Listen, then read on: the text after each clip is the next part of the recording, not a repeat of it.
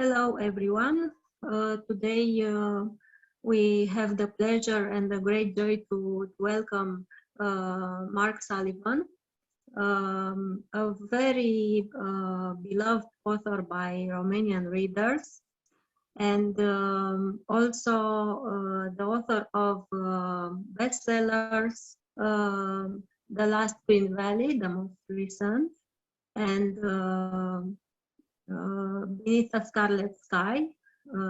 We published both titles at Editura 3.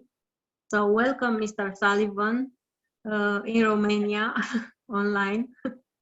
Thank you for having me. I really appreciate being here.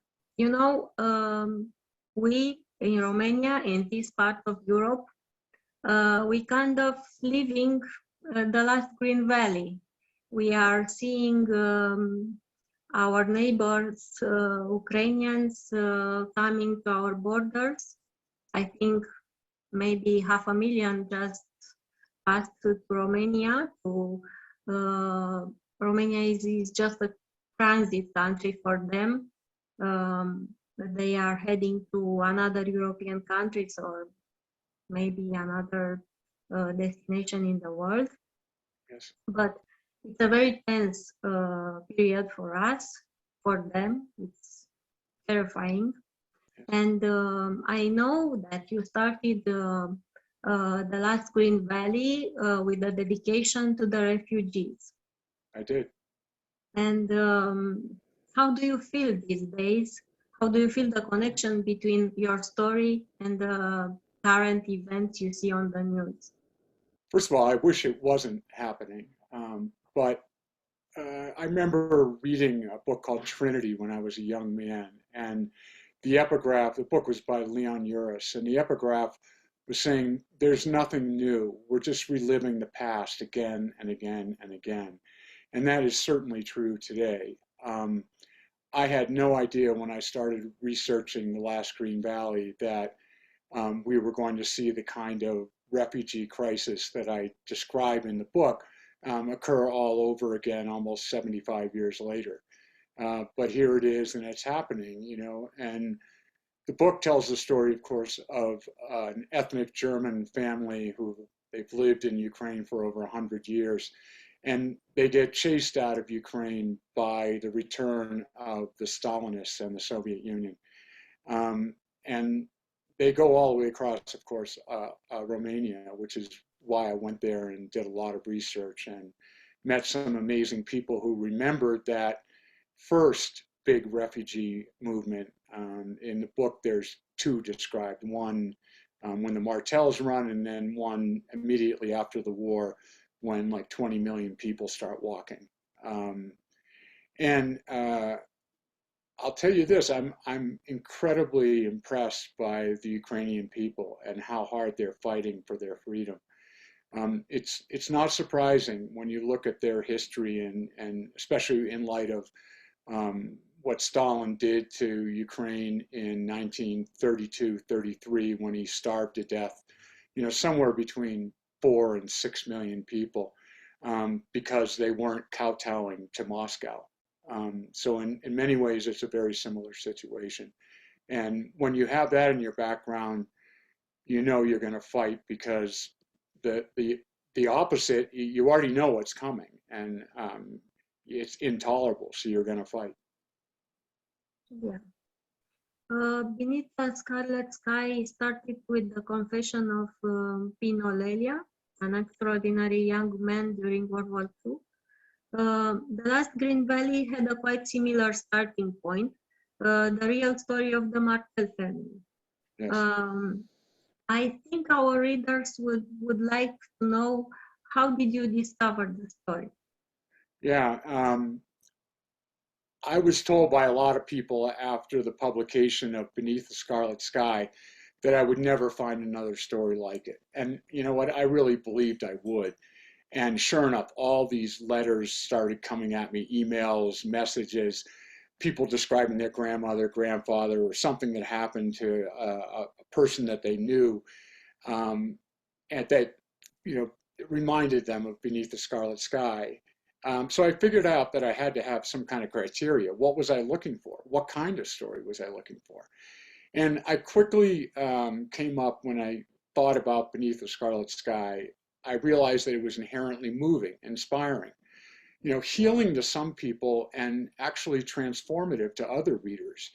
And so I wrote those 4 words down, and I started analyzing all the stories, and a lot of them came close. But it wasn't until I was at a speaking engagement at a noontime Rotary meeting here in where I live in Bozeman, Montana, and a guy comes up afterwards and says, do you know these people, the Martells? And I said, you mean like the construction people? And he said, yeah. He said, the whole time I was reading Beneath the Scarlet Sky, all I could think of was the story of how the Martells came to America. You need to hear it. So 2 days later, I end up going to Bill Martell's house, and my navigator tells me to turn left into this older neighborhood, and I'm getting this strange feeling, and I can't quite understand why, until I get to Bill's driveway, and I park and I get out, and then it hits me that I can't be 200, 250 yards from where I heard the story of Pino Lella. So I knock on the door, and Bill lets me in. He's a great guy, and he starts telling me the story of how his parents ran from the Soviets with him and his brother Walter in effectively a covered wagon with 2 horses. And within 10 minutes, I'm sitting forward in my chair. And within an hour, I know I'm doing it because it's hitting everything, all my criteria. It's hitting it right on the numbers. And we end up going to Ukraine together after my trip through Moldova and Romania. In Romania, I'll start there. I got to meet, as I said, some incredible people, some of who remember this. And one of them was a guy named, I think I'm pronouncing his name right, Georgi Vasilescu, who is actually a Romanian national hero and one of the last survivors of Stalingrad. And I met him in Berlin, and he was like 97, 98 when I met him, and he's still alive as far as I know. And he had this remarkable story to tell, first of all, about Stalingrad and the Battle of the Elbow of the Don, which is a famous, a battle, a part of Stalingrad that the Romanian army participated in, including Mr. Vasilescu. And he got hit by a mortar and then woke up and knew without a doubt he was going to live through the war, and starts walking through the Battle of Stalingrad burying Romanian soldiers. And he basically believes in his heart that he's destined to become a beekeeper, and that's what keeps him alive. Even after he gets sent back to Romania, and Romania switches sides from an alliance with Germany to an alliance with Russia, and he's immediately imprisoned. And he escapes, and he's imprisoned, and he escapes, and he's imprisoned, and he escapes, and he finally gets imprisoned for 4 years, and he survives it and walks home by believing he's going to become a beekeeper. And I don't think I've met very rarely people that, hit you right here, and he was one of them. And so he ended up becoming part of the story, of course, a fictionalized version of him. So that was wonderful. And then going to Ukraine with Bill and Walter and actually finding the ruins of the home that they fled at the beginning of the book was extraordinarily emotional for them, to see the whole course of their life. And for me to be there, to witness that, them coming to grips with what had happened. And then going to Poltava, which is right now a city that's actually under attack in Ukraine. And we went there and we found the museum where Mr. Martell was imprisoned in the basement. And we got to go down into that basement, and standing there in this room where Mr. Martell was imprisoned with 500 other men, many of them dying at night. Again, it was just, it shakes you to your core when you realize that these things happen to real people. And, we came to grips with that when we went into that basement. And all these kind of things informed that book about refugees just trying to find, in the Martell's case, they were just trying to get out of the way of the war. And, so many people that we're seeing right now are just trying to get out of the way of the war. You said to yourself, 500,000 have come through Romania. You know, this isn't the first time this has happened. You know, it's happened many times, people, refugees coming through Romania and all of Eastern Europe. It's sad. Sad, yes. Yes. And I thought the other day that the history repeats itself, because at the beginning of the 20th century we had a war, then a pandemic, and afterward the economical crisis, and now we had the pandemic. Now we are in the war, and God knows. Right. It's true. Yeah. So beside the visit to Ukraine and other visits to Romania, Moldova, do you remember the most intense episodes of this research journey? Yeah, I mean, meeting Mr. Vasilescu was a big thing for me. It really set the tone of what I was seeing, because he remembered, you know, the ethnic Germans running and caught between the two armies. He remembered that. And then I was able to talk to a lot more people. That was set up by, I had a guide, a great guide, out of Bucharest, who helped me find all these people, Florian Bergia, and he was amazing. He found all these people in their 90s who remembered it all the way across, right? I went through Cluj-Napoca, I interviewed people there, Oradea at the other end. And because I was able to talk to people who were witnesses, it just gave the book an incredible level, I think, of authenticity as to how it happened. And I was constantly trying to put my brain in the eye, you know, in the role of the Martels, because here was I was driving across Romania. They were riding in a horse and cart.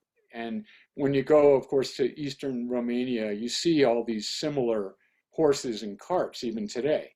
And so I was able to get inside their minds, and as we rolled, as I understood where I was in the story, you know, every place that I stopped became more and more intense. When they went through the mountains near Transylvania, and, you know, horses were crashing and going down the side of the mountain, you know, I was really able to put myself right there, which was fairly amazing, and I think really helps the book tremendously. Yeah, it is really a very strong book, and in description, in the characters, what part of the story required more of your imagination? Well, so I had to do a lot of research about Ukraine, Romania, Moldova, and I found that what happened is that the Holocaust, what we think of the Holocaust, the final solution, the killing of the Jews, happens after Hitler invades Russia, and he goes in three different ways, three different fronts, and there were people who opposed the Germans among the ethnic Germans, and there were people that supported German among the ethnic Germans. A lot of these ethnic Germans have been cut off from Germany for like a century, right? Certainly the Martel family. But I wanted to understand why certain ethnic Germans had participated in the Holocaust, right? So I read a lot about that, and I found out that some of them actually had, some of them had fought it, some of them had, and I was struggling trying to figure out a way to bring all this together, right? I knew Mrs. Martel had helped a Jewish woman get papers, falsification papers that showed she was German, and then she could escape. But I didn't know, quite where this all fit in until I interviewed Mr. Martel's great-granddaughter, and his wife had told her, granddaughter, sorry, Mrs. Martel, Adeline Martel, had told him that Mr. Martel, once they got back to their lands after Germany invaded, had to put a roof on the house he was building, and he had to go to this nearby town to get roofing materials. He was supposed to be gone a day and a half. He was gone 4.5 days. He came back shaken, rattled, and she asked him what had happened, and he said he was held by the Nazis and he was forced to bury Jews that they had killed. So I had to face this, and we know nothing else. That's all I knew. So I had to understand what he might have went through. It turns out that I was able to find the town where it happened. It wasn't far. It was about 18 kilometers away, which makes sense given, you know, he was supposed to be gone a day and a half in a horse and carriage. And 8,000 Jews were shot there early in September of 1943, which is when he said he buried the Jews. So that entire backstring is fictionalized. You know, him being forced, I had to reimagine it based on the historical accounts of what occurred there, as well as my own imagination. So we have a historical fiction, Yes. but it's not just historical fiction. I think it could be read as a companion book in personal transformation, because it speaks to the reader about life, death, sacrifice, love, generosity, evil, forgiveness. How did you experience the writing of The Last Green Valley as at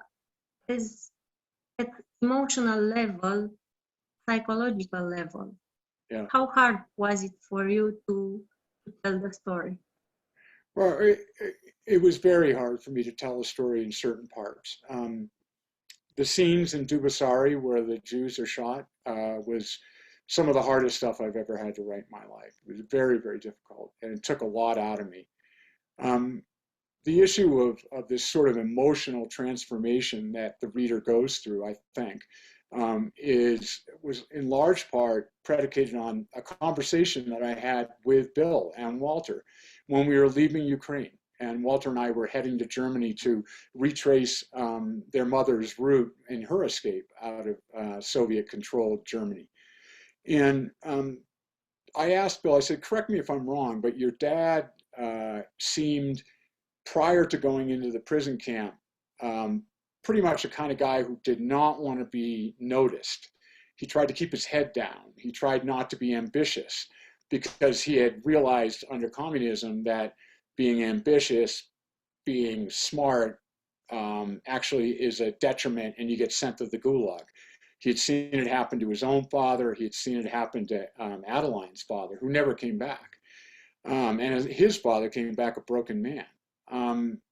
So I said, you know, he's this one way, and yet when he escapes from the prison camp, I won't call him James Bond, but he has all these, like, all of a sudden he just wildly changes, and he takes every opportunity to try to escape and to make his way all the way across Soviet-controlled Europe into the British zone, which is just extraordinary. And this level of risk-taking and recognizing opportunity continues the rest of his life.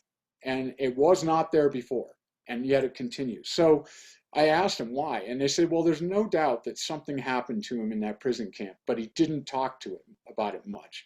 And Bill said, it's his belief, Bill's belief, that his father probably had one or two allies that worked with him, rebuilding the hospital, doing all the cement work, working on the death detail, which is all true, all true. And he said, you're just going to have to figure out how it happened, Mark. And I remember saying, okay, I got just the guy to help him, and it was the beekeeper, which, you know, came out of the blue just by meeting Mr. Vlassilescu, and it ended up being an integral part of the story. And, you know, Vlassilescu really is the one who, Emil begins the story, we don't understand why, but he's lost his faith in God, right? And the beekeeper is the one who shows him that he was not abandoned by God, quite the opposite. And his faith is renewed. And not only that, he becomes a fundamentally different person through that transformative process. He realizes that it's not what happens to you in life, it's what the meaning you give it. And that meaning can be empowering or it can be withering. It's up to you. And he finds that out, and he continues the rest of his life to live that way. Because it really is, you know, deep down, it's the story of Emil's transformation. It's certainly Adeline's story too. I mean, she is an amazing person and just an incredibly cohesive force in that family. But in terms of the person who's radically changed, it's Emil. Yeah. Have you, I don't know, have you respected the descriptions you received from Emil and Adeline from their family, or you enriched their portrait? Well, I got a lot. I was lucky that there were two 95-minute or so, 100-minute recordings of Emil and Adeline that were done in the late 70s. And the Martells had kept it up, moving it between all the different, cassette tapes and then CDs and then MP3s. And so I was able to actually listen to them, describing a lot of it. Not a lot about the prison camp, but he did describe how he used to gather scraps of wood and sell it to the cooks. And he worked on the death detail. He was building the hospital. He was a cement mixer. All these things he describes, but he didn't like to talk about it. Adeline spoke English, first of all, way better than he did. And I was able to hear in great detail the story of her journey from her. And then I was able to interview, of course, Bill and Walter extensively and traveled with them. And then Mrs. Martell and Emil, but especially after Emil was gone, Adeline had a very close relationship with all her grandchildren. And I was able to interview all of them. And each of them had a different tale to tell. And I was able to bring that all together and weave it. That's where almost all of it came from. Yeah, I felt that they survived this tremendous journey because they were such a strong couple. They were different, but very strong. Their communication was extraordinary. They could talk about everything. Yes. But they also have, each of them had their secrets because they did. Yeah, and Adeline goes from a position of strong faith to during his imprisonment and the starting of the apparatus of the secret police in East Germany.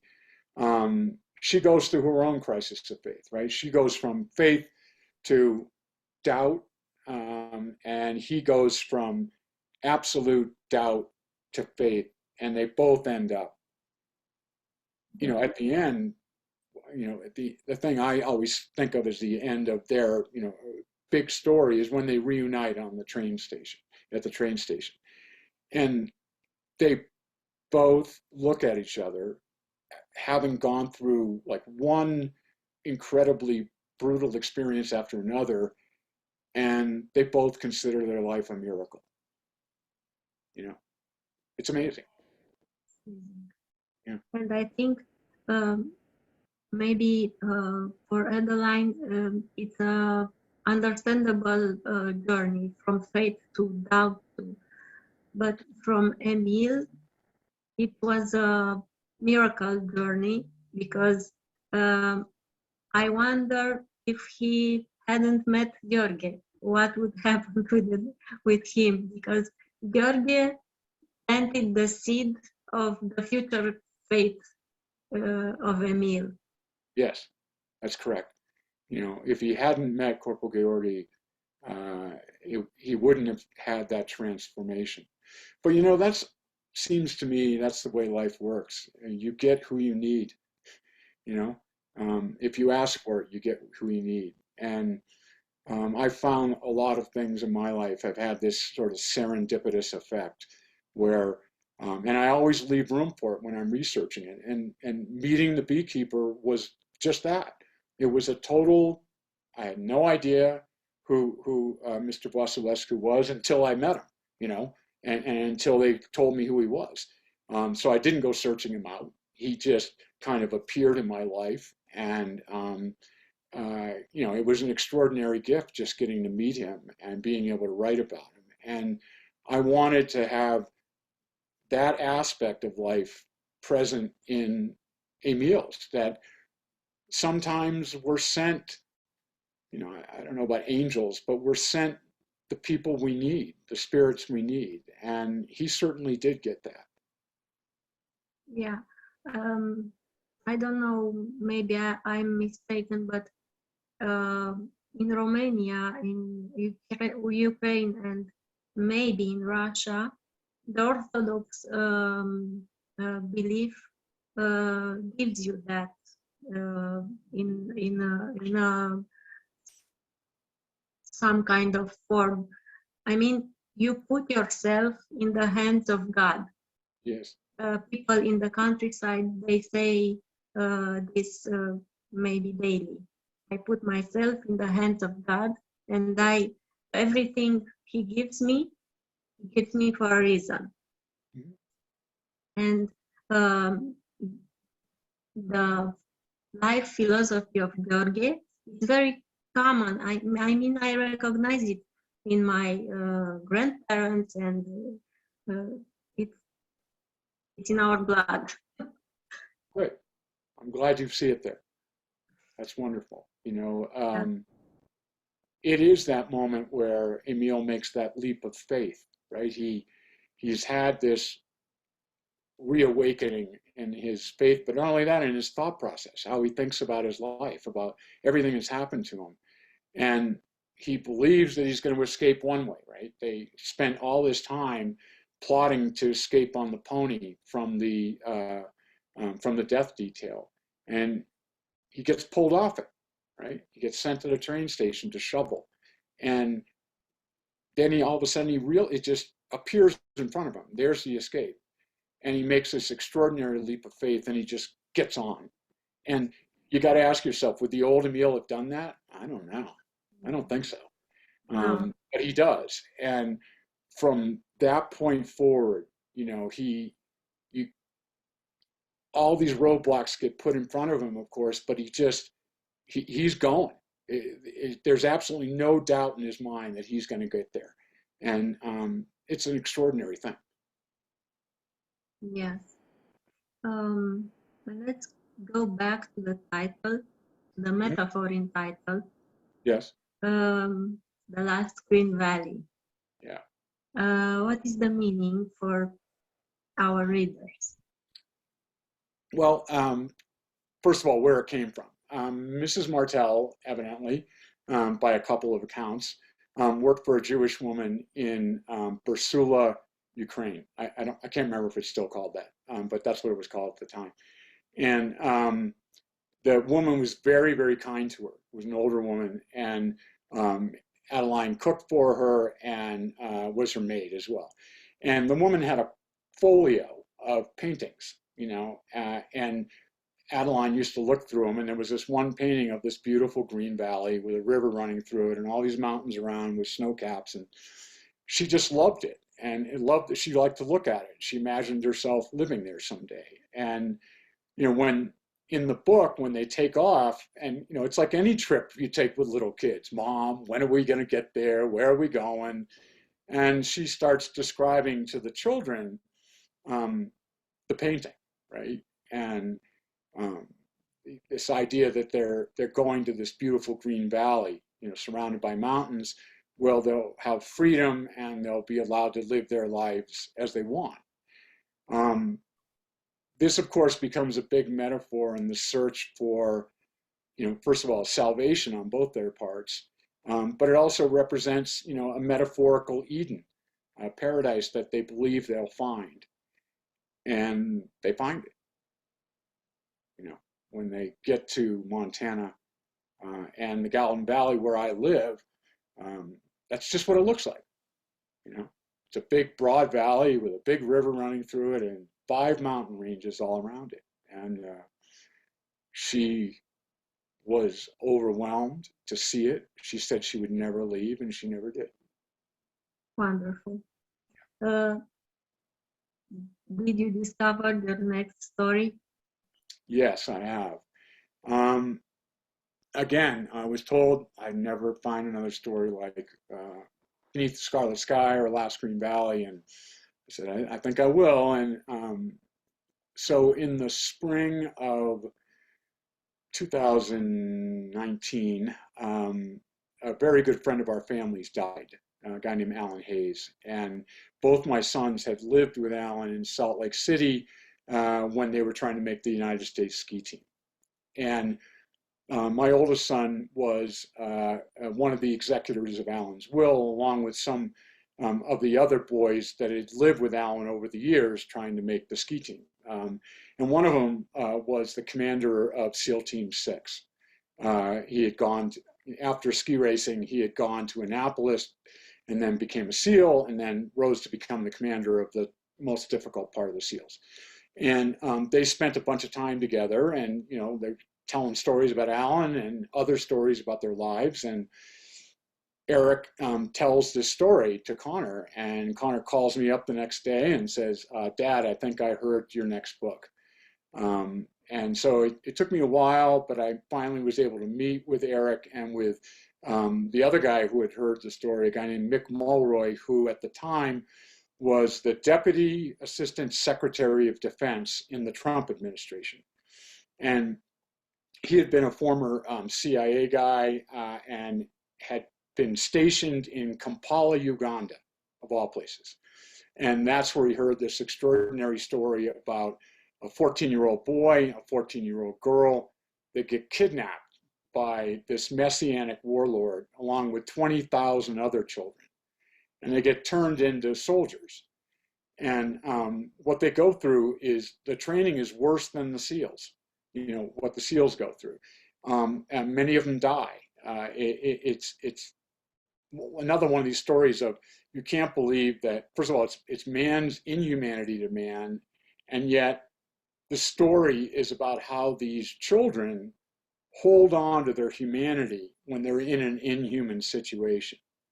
And roughly halfway during the 10-year ordeal, they meet and they genuinely fall in love. And the power of love saves them and allows them to escape and then to become part of an effort to bring all child soldiers home. That's what the book's about. Sounds great. I can't wait to read it. Good. I'm glad you're going to read it. When will it be published? I believe next year. It's due in September, so it'll probably be fall of 23. That's what I'm figuring. Mr. Sullivan, thank you very much for sharing all these wonderful things with us. And I hope we will see you in Romania sometime soon, maybe in a visit. And we all hope to have this neighborhood war